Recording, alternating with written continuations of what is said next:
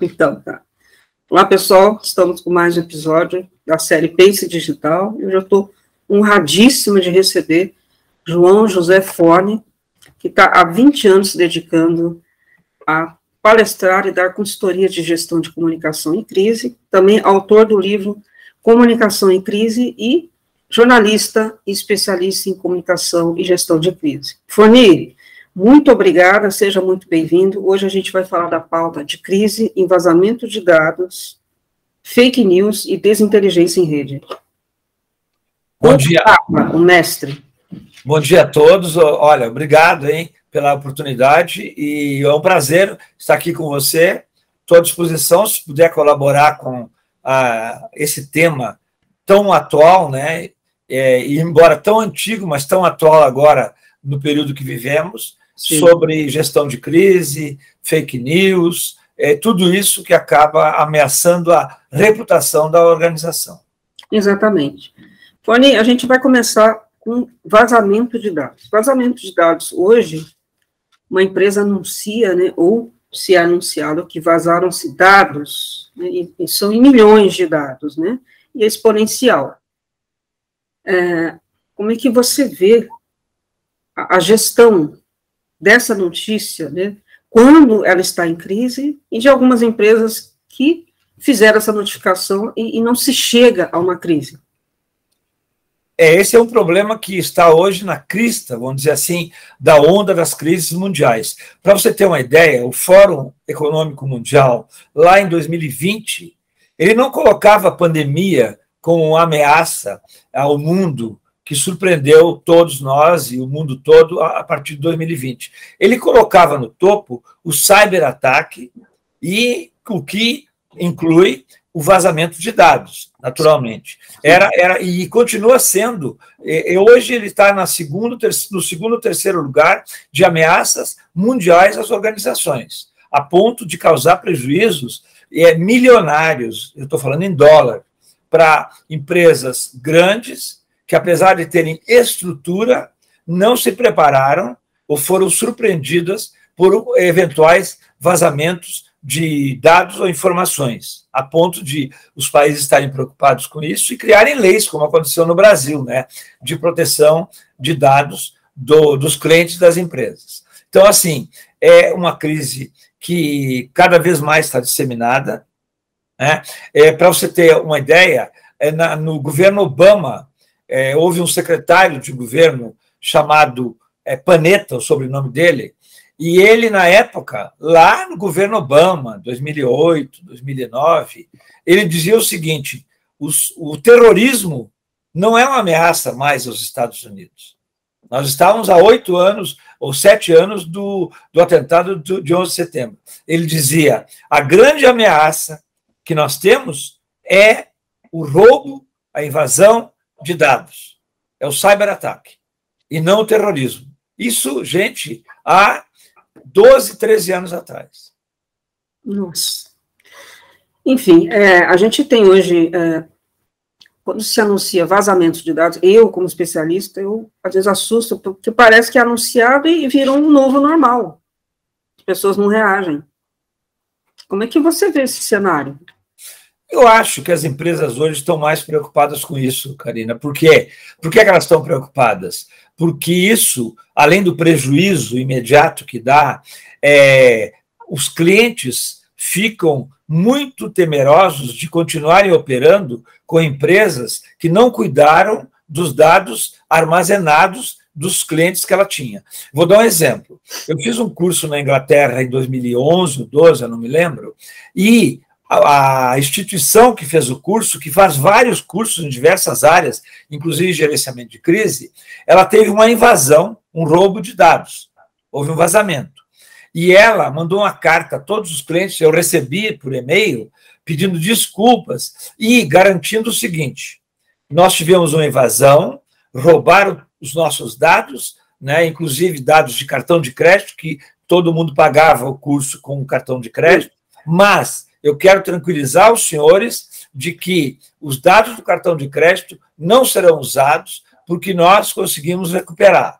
E aí ele tranquilizava os clientes em relação a isso. Eu achei bacana, porque já fazia anos que eu tinha feito o curso lá, e me surpreendi com a carta, porque as empresas, normalmente, elas nem não dá nem satisfação, né? explicam, entendeu? Então, eu acho o seguinte, como as empresas hoje estão levando a sério isso, e é bom a gente dizer, e tranquilizar, em certo modo, os teus ouvintes, a tua clientela, né, de que os vazamentos de dados que ocorrem, por exemplo, de cartão de crédito, há uma informação positiva, e a literatura de gestão de crise fala sobre isso, dizendo o seguinte, que os hackers que roubam esses dados, eles querem normalmente chantagear a empresa, que é uma ameaça grande à reputação da empresa. Então, eles cobram milhões da empresa para eles devolverem aquele arquivo ou regularizarem a invasão que eles fizeram, e que os dados de cartão de crédito dos clientes, eles praticamente não usam. Não há, na literatura, grandes crises evidenciadas por roubo de dados de cartão de crédito. O que há é pressão e chantagem em cima da empresa. Eu tenho teus dados, se tu não me pagar, eu vou usar isso. Normalmente é isso que ocorre. Isso é uma forma de tranquilizar, no sentido de que roubaram teus dados, e aí você tem que negociar isso e resolver o problema com aquele que roubou teus dados. Porque os clientes estão esperando qual é a resposta que você vai dar. Seja um banco, seja uma empresa de cursos, como foi o caso da minha, ou seja, uma grande empresa, como aconteceu, por exemplo, com essas grandes redes, como o Facebook, o próprio Twitter teve vazamentos, né, graves, teve prejuízo, então não importa o tamanho da organização. Você falou de chantagem. A chantagem, acho que ela tem dois caminhos. Ou você paga e eu não conto, ou você paga e eu devolvo. Mas, assim, devolver uma informação que é volátil é meio complicado, porque você não garante que você não fez cópia e não passou. Sim. Né? Então... esse é um problema. Às vezes é o sistema. Eu vou dar um exemplo de uma crise gravíssima que, na época que aconteceu, lá para o 2000, acho que foi 2017, eu não fiquei sabendo. Depois de um ano ou dois, alguém foi fazer um curso na Suíça e me falou, Forni, você está sabendo de uma crise da empresa Maersk, M-A-E-R, Maersk, S-K no final, que é a maior empresa de contêineres do mundo. Ela tem 45 navios, para você ter uma ideia, e eu fui até ver quantos contêineres caberiam nesses navios. São os maiores navios do mundo, não se consegue fazer navio maior que esse, as indústrias navais não conseguem fazer, e cabe nesse navio 21 mil contêineres, para você ter uma ideia. Ela tem 45 navios no mundo todo. É uma empresa dinamarquesa que teve uma invasão em 2017, gravíssimo, um roubo de dados, que parou todos os navios dela com contêineres. Eles invadiram o computador da empresa e pararam. Essa empresa, até hoje, ela administra essa crise. O prejuízo dela já está calculado em 350 milhões de dólares para sanear todos os problemas que essa crise gerou. Né? Eu fui estudar essa crise porque eu não tinha tomado conhecimento na época. Então, para você ver a dimensão que toma, e não importa o tamanho da empresa, porque há uma questão estudada na gestão de crise chamada a arrogância do líder. O que é a arrogância do líder? Por exemplo, uma Toyota, uma Maersk, que é a maior empresa de containers, é uma Apple da vida, que é uma das maiores empresas, hoje a maior em valor de mercado, e que diz o seguinte, eu sou tão grande que nada me abala.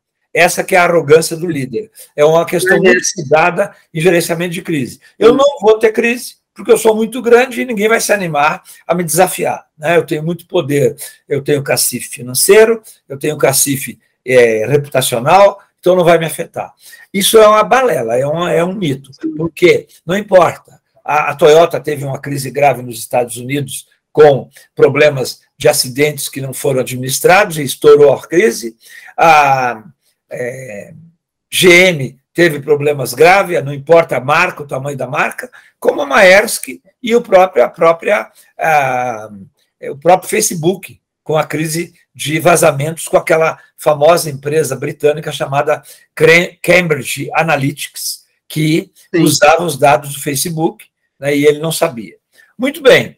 Então, o que eu quero dizer com isso?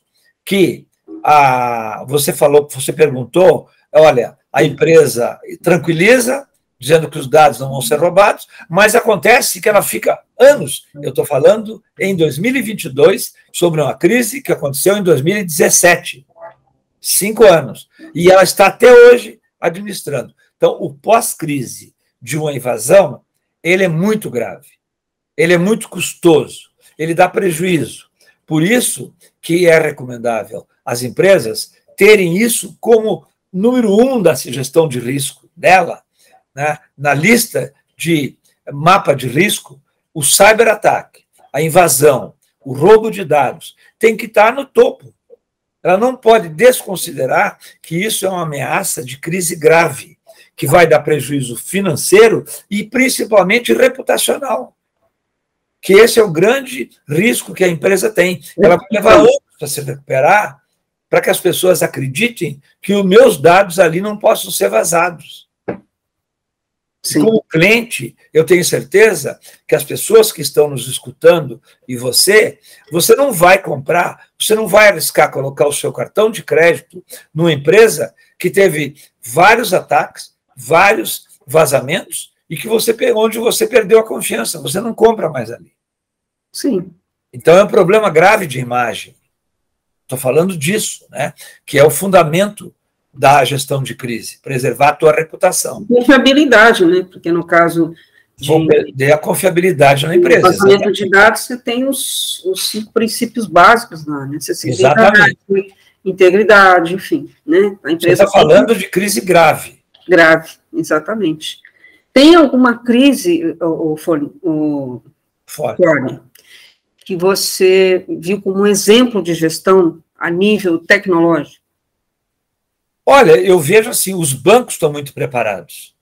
Os bancos é o seguinte, qual é o ativo mais precioso de um banco? Eu trabalhei 20 anos, mais de 20 anos, e mais 4 em banco privado e 20 anos no Banco do Brasil, e enfrentei crises quase que diárias, mensais, todo mês tinha uma crise grave. O maior ativo de um banco é o sigilo. Esse é o maior ativo. Então, o banco tem que preservar o sigilo como se fosse o bem mais precioso que ele tem. E aí os bancos se prepararam muito para isso. Foram os primeiros que foram visados e eles, então, investem muito em tecnologia da informação. Por quê? Porque eles sabem que os dados que tem ali, os seus dados, são algo que não pode ter nenhuma ameaça, eu estou falando de ameaça, de que possam ser vazados. Então, eles vivem constantemente fazendo testes de validade, de segurança, gastando milhões de dólares, investimentos de milhões de dólares em segurança da informação. Eu acho que a área financeira é um exemplo para outras empresas, e aí implica investimentos grandes nessa área. Né? Porque eles sabem que o ativo mais precioso é esse. Agora, eventualmente teve crise? Teve, mas desde o início, quando os bancos começaram a abrir os sites com você podendo usar ou movimentar sua conta pela internet, eles foram visados pelos hackers e são ainda, até hoje, são alvo de ataques permanentes. O que eles fizeram? Eles, à medida que foi avançando o serviço, que você pode hoje movimentar a tua conta por um celular, eles têm um monte de recomendação, né? Você não usar redes abertas, várias coisas que o cliente tem que se prevenir. Mas os bancos investem muito e fazem questão de que jamais a segurança da movimentação através do celular, tablets, computadores, seja um risco que ele tenha. Então, há muita tranquilidade para você movimentar isso. E isso começou lá, antes até da movimentação de contas, que foi no cartão de crédito.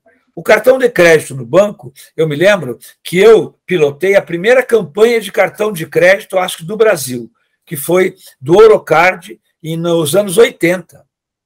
Primeira campanha publicitária de um cartão na Olimpíada, eu acho que de 88, 86, não me lembro, mas foi na década de 80.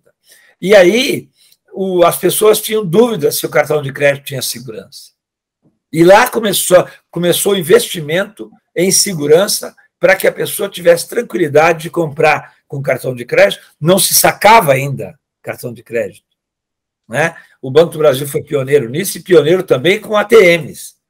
Os primeiros ATMs aqui em Brasília, eu me lembro também no final da década de 80, quando Sim. você ia sacar, coisa que hoje os jovens vão lá e não sabem que há uns 20 anos atrás nós não sacávamos em ATMs. Sim. Tinha que sacar no banco, né? Tinha cheque e tal, usava cheque, né? Isso aí hoje considera pré-histórico até, né? E, na verdade, isso, então, eu acho que a área financeira é um exemplo, viu, Karina? De empresa um bom exemplo que investiu muito e você lida com isso com muita tranquilidade. Tranquilo. Fone, para a gente encerrar esse bloco aí, você quer fazer alguma consideração a nível de gestão de crise? Eu gostaria de fazer um parênteses para explicar o que realmente é crise, do que nós estamos falando.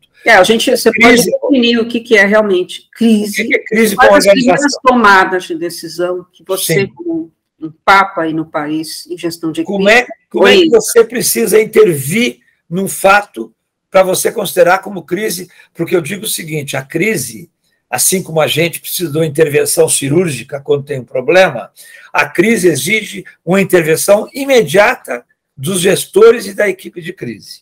O que é fazer intervenção? É você levar a sério aquele fato e entrar ali com a sua atuação para estancar o problema, o vazamento, se houve, né? Estancar o problema e corrigir se você teve prejuízo a alguém. A primeira coisa que você tem que se preocupar é quem que foi afetado pela tua crise. Então, o que é crise do ponto de vista da gestão de crise, da literatura de crisis management ou gestão de crise? Crise, na literatura de crise, é um fato grave que ameaça o core business da organização. Você tem uma empresa que fornece marmitas para os presídios, e você tem uma crise grave lá. O teu negócio é fazer comida e entregar. E você tem um problema sério, você tem que intervir imediatamente. Você percebeu que aquilo ali está ameaçando o teu negócio. Você tem uma escola, e a escola atende crianças até 4 anos. É uma creche, é uma escola de ensino fundamental, né, que atende crianças. Você tem uma crise grave, que é uma denúncia de pedofilia, uma criança que morreu afogada na piscina, você tem que imediatamente intervir para que as pessoas não acreditem que o teu negócio não vale a pena eu deixar lá e comprar, né, comprar aquilo que você entrega, que é, no caso de uma creche, você entrega educação, segurança, saúde para a criança, bem-estar, né, e você não entregou. Então, para entender melhor, repetindo, crise é uma ameaça ao teu core business. Se você vê que aquele fato grave, tem até umas perguntas que eu tenho um roteirinho que eu faço, é o seguinte, é um fato que está despertando o interesse da imprensa? Sim. É um fato que afetou 1 ou 2 pessoas gravemente? Sim. É um fato que despertou a atenção do governo local? Sim. Quando você responde 3 vezes, 3 perguntas, você está diante de uma crise grave. E você tem que intervir. Então, há coisas fáceis de você administrar, mas tem que estar atento. E tem que ter alguém que te ajude nisso, que é o gestor de crise, o time de crise. Que não precisa alguém estar recebendo salário para gerenciar a crise, não. É um empregado seu, que ele é um cara que gosta do tema, tem credibilidade na empresa, ele é uma pessoa que é muito safa, como se diz, ele rapidamente ele entende o que tem que fazer, e você não precisa estar lá na cidade, você pode estar no exterior, que ele vai, na mesma hora que a crise aconteceu, ele vai tomar conta do problema e vai fazer a gestão para você. Esse time de crise, ele tem que estar sempre ligado, atento, seja no fim de semana, seja à noite, seja a qualquer horário. Não descansa, né? Não descansa nunca. Não descansa. Fone, eu encerro esse bloco, agradeço a sua participação. Ok. E seja muito bem-vindo, a gente encerra por aqui. Bom dia a todos. Javier, eu...